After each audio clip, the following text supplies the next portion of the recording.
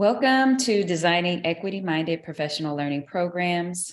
I am Dr. Johnson. I am an associate professor, and I currently oversee the professional learning program at my institution.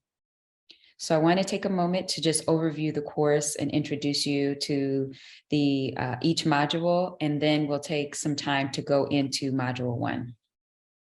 So in this course, you will explore how equitized professional learning is critical to student success. So we will apply a professional learning framework that I created to an interactive case study where you will learn to identify program elements, you will outline program goals, and then you will draft an action plan for your institution. So by the end of this course, you will be able to advocate for specific institutional supports, and you can customize your program to meet the cultural needs of your institution. So let's first take a second to transition to our first slide and look at the course learning outcomes, the overall course learning outcomes. The course learning outcomes are, number one, learners will be able to explain how equity-focused professional learning impacts student success.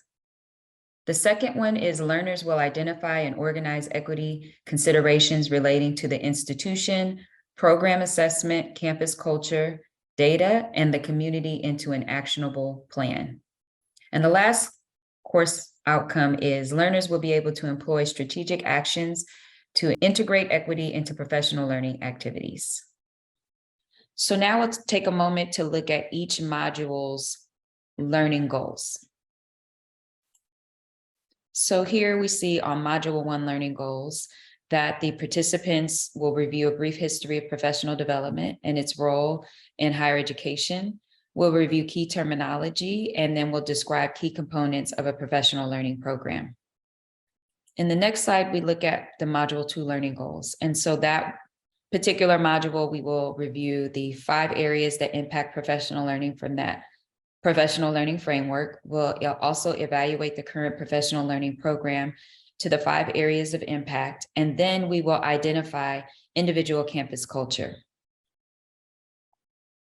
So now when we look at Module 3 learning goals, we will identify key areas of impact from the activity in Module 2.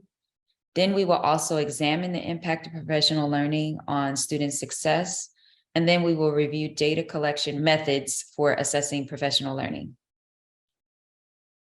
So on this last slide, in regards to Module 4 learning goals, you will have an opportunity to draft measurable goals based on the areas that you selected in Module 3. And we'll go through all of those things. And then you will have the opportunity to revisit some components of professional learning. For example, look at the key constituents, looking at funding sources, short-term actions, and potential challenges. And then you'll have an opportunity to identify some next steps to design your own professional learning program. So now that we've had an opportunity to review the course learning outcomes and the 4 modules and their learning goals, we will begin the course. So the first thing that we can begin to talk about is equity and equity-mindedness. And so this professional learning, or this course, is essential because it centers equity as the core concept for designing professional learning. So professional learning departments are often tasked with organizational development or institutional change initiatives, and this can be achieved through curricular, research, career. It could be also, implemented in leadership learning activities, as well as support for learning technology and online programs for campus employees. So when we look at diversity, equity, inclusion, accessibility, and even anti-racism, we know that those are not new concepts. However, organizations have taken steps to adopt change initiatives that focus on diversity, equity, inclusion, accessibility, and sometimes they've also now included anti-racism. They generally may have created workshops or institutes focused on DEIA practices, and then they might center, different activities around those specific subject matters. But I propose that equity should be the lens for designing a professional learning program to ensure that equity-minded practices are integrated into the curriculum for all learning activities. So let's just take a moment to define equity and equity mindedness. So here is a definition by Dr. Frank Harris and Dr. J. Luke Wood, and it says, equity refers to a heightened focus on groups experiencing disproportionate impact in order to remediate disparities in their experiences and outcomes. And so we see here on this next slide that there are a list, and this list of marginalized groups is not an exhaustive list, but it can be used as a starting point for you to begin to identify how you can support students who are in marginalized groups, and ways and services and instructional things and practices that could be implemented to support them. So in addition to looking at equity as a definition, and then talking a little bit about Estella Bensimon's pillars for equity mindedness. And so here she has 4 pillars, and each pillar is broken up on 4 different slides. So we have an opportunity to just take in some of what each pillar represents and what it means. So the first pillar is talking about recognizing how structural racialization exacerbates inequities across social systems. The second pillar of equity mindedness, according to Estella Bensimon, looks at how we can reframe the way that we see disparities. And then the third pillar is looking at how can we use an asset mindset as a lens to interpret how student outcomes are impacted and how they're influenced by other factors, right? That are not often just centered in the student's experience, but are happening within their own life and their life experience. And then here on the fourth pillar of equity mindedness, we see that it is about continuous reflection or praxis, reflection and action upon the world to transform it. And so how do we critically reflect upon our own roles and what we do as education professionals or other professionals in our fields to make sure that we use a definition of equity, or we act in alignment with the pillars of equity mindedness, using that as a lens to examine the work that we're doing and how we're supporting those around us. So in summary, we're just looking at how equity is important to center the students' diverse experiences, and is also a core concept in how we are looking at equity focused professional learning. So I wanted to take a little bit of time to talk a little bit about the history of professional development in higher education. And when we look at historically, professional development was called educational development. And so there's an article that is in your resource materials in the modules, and it's called A Brief History of Educational Development. And so the author categorizes the evolution of education development into 4 categories or belief systems. And so first, we can just take a moment to just look at this brief timeline where it just shows around the time when education development started, and then how it evolved into professional development. And so we can see that by 1975, 41% of all 4-year institutions had faculty development programs. But here we see the first center of learning and teaching was founded at the University of Michigan in 1962. And so then we look at the progression of what educational development was as it relates to these 4 categories or belief system, starting with content expert, performer, facilitator, and helper. So here we see a breakdown of that on the slides after the timeline. And so teacher was considered to be first a content expert, then a performer who makes learning happen. Then they were seen as a facilitator who encourages learning through interaction, and then teacher as a helper whose relationship with learners is a vehicle for learning. So when we go into depth for each of those, the first one we can see is that when we look at teacher as a content expert, within the decade of the 1950s to the 1960s, we see that they often saw them as one who was expected to be a master of their specialty and didn't need to be a master of teaching. So the teacher-learner relationship was impersonal and informal. And this belief system was supported by the concept of division of labor. So it was seen as my job as the instructor is to deliver the lecture and then to test the learners. And then the job of the learners is just to learn. So when we go on to the next category, which is teacher is a performer. And so here we learn that the teacher is a performer is that they're responsible for their subject matter knowledge. They're responsible for learning how to teach. So now they're seen as someone who can be a master of the teaching skill. And then they're also looking at the learners as vessels to be filled or molded. So it's very performance-based. So now when we take a moment to look at the teacher as a helper, so now we're in the decade of the 1980s to the 1990s. And this was more of a facilitation of learning that was challenging skill performance for a dominant belief system about teaching. And this movement was transitioning towards sensitivity to students. And it had early roots in different educational philosophies leading up to this decade. And so when we see the teacher now as a facilitator, it's looking more at students being focused on building relationships, learning as a transformative process, the apprenticeship model, and then a teacher-student relationship.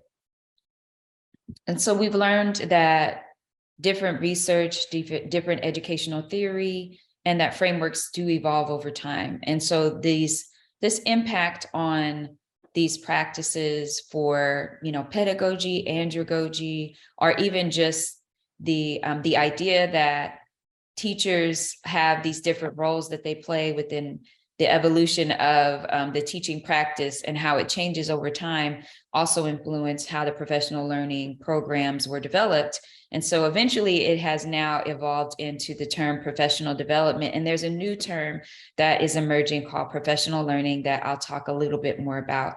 And so in closing, we just took some time to just look at that evolution of education development to professional development, those categories of instructional practice from a content expert to a performer, to a facilitator, to a helper, and then now looking at what professional learning means in terms of higher education. So then we can just transition into what is professional learning. So I like this particular definition that was sourced from an article called Distinguishing Professional Learning from Professional Development. And so it just clearly defines it as a focused collaborative venture in which teachers or education professionals are recognized as learners, leaders, and knowledgeable professionals. And so there's a useful distinction between professional development and then professional learning. And so as we see, it started as educational development, transitioned into professional development, and now professional learning is a emerging term. So let's take some time to just look at how this article breaks down or juxtaposes professional development to professional learning, and what are some key characteristics of each of those. So here you can see I have taken some time to break them into two distinct lists. So on the left-hand side, I have professional learning, some keys, characteristics of professional learning, and then on the right-hand side is some key characteristics of professional development. And so here we see that professional learning has intended to result in system-wide changes in student outcomes. It's typically interactive and sustained and customized to teachers' needs, and it encourages teachers to take responsibility for their own learning and practice. And so on the other right-hand side, we see that professional development is seen as happening to teachers. It's designed well, but it may just be for one time, workshops or seminars or lectures. And sometimes it's just one size fits all. So we can further go down this list. So now again, on this professional learning side, it's usually tied to specific content and standards. It incorporates active learning. It's job embedded. It's collaborative, where in contrast, professional development provides models. It includes coaching. It's sustained and continuous. It's usually aligned with school goals, standards, assessments, and other professional learning activities. Professional development, it is usually the primary mechanism that schools can use to help teachers continuously learn. However, professional learning, it has a useful distinction because traditional professional development, it results in these system-wide changes. And I believe that is a lot of the intention of what a lot of professional learning programs are emerging for that purpose, right? And so we want to consider that this is not something we just want them just to happen to teachers, but we want to also think about how we can make it sustainable, how it can be continuous, how it can continue to allow the professionals to continue their learning through a variety of ways, through collaborations, cross-discipline, cross-departments, and then how can it be interactive and sustained? So in closing, we see that professional development revealed that there were belief systems that tended to predispose teachers to particular strategies of teaching. But even the term professional learning, even though it is emerging as an alternative term and practice as it relates to professional development, we see that it is also, in contrast to professional development, focused on that collaborative venture, where we recognize the participants as learners, leaders, and knowledgeable professionals, and we take what they know and then we begin to incorporate it into the learning experience. So as we continue, I just would like to ask that you consider some belief systems that you have about education development, professional learning, and some of those very unique definitions that apply to those terms, and then think about some of the strategies and then if they're effective and how they align with equity and equity mindedness. So now we'll take some time to explore just a standard professional learning program. And then we'll also think about what characteristics a professional learning program has in addition to having an equity focused. So if you can access Module 1 and then open up a document for Module 1, and that document includes a 3-column table that you can examine the basic characteristics of a professional learning program juxtaposed to a professional learning program with an equity focused. So if you want to pause the video and just take a moment to just open that document so that you can see it, I will have it on the upcoming slides, but if you would prefer to also look at it as a PDF on your computer, you can take a moment to do that as well. Okay, so if you've accessed that document or you just want to transition through the video and look at the document as I talk through them, that's fine. And so let's begin. So if you have a moment to see on this slide, you'll see that it says, what is a professional learning program?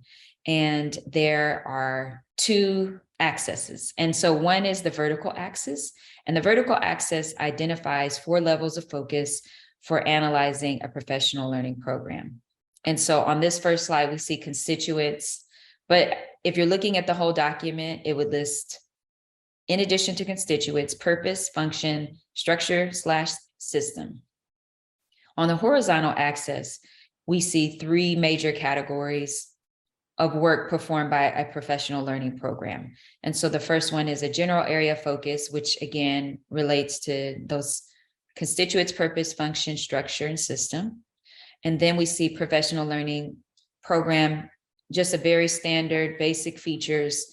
And then in the 3rd column, professional learning program with an equity focus that includes additional characteristics to integrate equity. So I will describe each one. I'll just talk through each slide and And then at the end, you can have an opportunity to take some time to examine your own program. So here we see in this section 1, so we have a standard professional learning program. We're exploring the area of constituents. And so a professional learning program usually provides services to 3 campus groups: classified professionals, administrators, and faculty. That could be full-time faculty and part-time faculty. And so usually the program just serves the members of the campus community through learning activities. And that would just be a very standard overview of a professional learning program. And so when we take a moment to look at that same program with the addition of an equity focus, we can look at different ways how that can be integrated. So first we have identify and engage with advocates. And so advocates is just another term. It's a little bit more in depth than an ally, right? An advocate is someone that is willing to not only support the program, to support equity, diversity, inclusion, but is also willing to take action in alignment with that belief and to do work and to begin to work in concert with the individuals that are also taking actions towards diversity, equity, inclusion, and within their campus community, whether that and through, in this particular case, a professional learning program. So then we have the student voice and experiences as a part of that planning process. We look at race conscious, equity-minded practices and culturally responsive practice that are embedded into all professional learning activities. So I understand that some of these may seem that they could relate to instructional, but there are also ways to incorporate these topics into non-instructional professional learning activities for those that are in a different position or in a different department or a different role within a campus community. Conducting a periodic campus assessment, and then evaluation and assessment practices that consist of qualitative and quantitative methods. So this sums up what you can consider using an equity focus as it relates to constituents. So now we'll talk about purpose. So here on the next slide, you can see that there's a snapshot of that same table that's on that Module 1 document. And it says, what is the goal of the program? And so essentially purpose is the area that we're looking at, but purpose is asking, what is the goal of the program? And so in this standard professional learning program, we see that the mission and goals are outlined for the program, and then they're annually or periodically assessed. So let's think a little bit about this. So I have some questions that you can consider as you're looking at this particular area of which is purpose. And so does the program have a clear mission or vision or direction as it relates to the campus community, as it relates to equity and some other needs of the campus? So then if you look at that mission and purpose or that vision, how is equity incorporated? Is it explicitly stated? Is it listed in some of the other goals? So how is it incorporated? And so if equity, for instance, is not in the mission or vision, can you take time to investigate the current student success rates? Are they disaggregated by race at the institution? At the institutional level, the departmental level, or the classroom level? Can you use gateway courses as a starting point to make that investigation? And then have you looked at the institutional goals as it relates to student progress? And is there some data available for you to determine what students are progressing and what student groups are not doing as well? And so when we look at those as exploration questions, they are a way to kind of sum up what is recommended to looking at this area and then examining how you would look at the mission or the purpose of the program.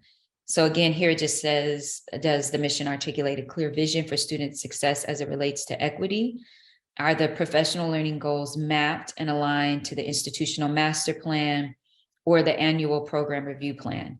So all those questions that I just shared are just reflection questions. There's a way for you to just source information and answers to those questions that could allow you to, or to inform you on how to begin to frame that mission or vision, or to redesign it and to possibly redesign those goals so that they come into more clear definitions about how you want to design the professional learning program and use equity as a core or core lens, right? Okay, so the next area is function.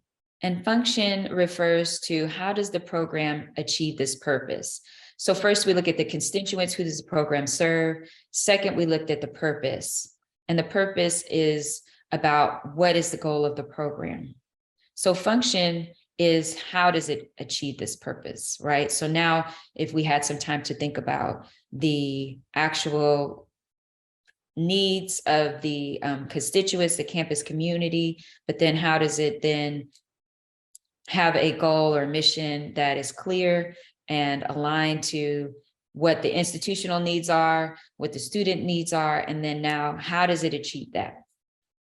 So here we can see a little bit that a general program would just offer workshops, institutes, conferences, and other relevant learning opportunities.